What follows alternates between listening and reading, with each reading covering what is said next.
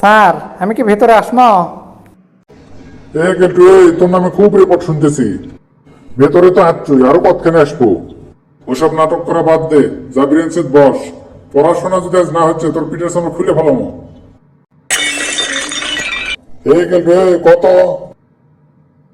ভারত কোন জলবায়ুর দেশ? স্যার এটা কোনো প্রশ্ন হলো? এটা তো আমার বা হাতের খেল।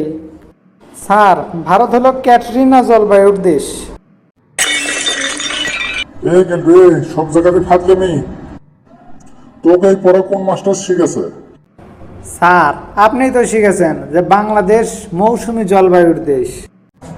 হ্যাঁ এটা তো আমি তোকে শিখেছি, বাংলাদেশ মৌসুমী জলবায়ুর দেশ। তোর সমস্যা কোনটি?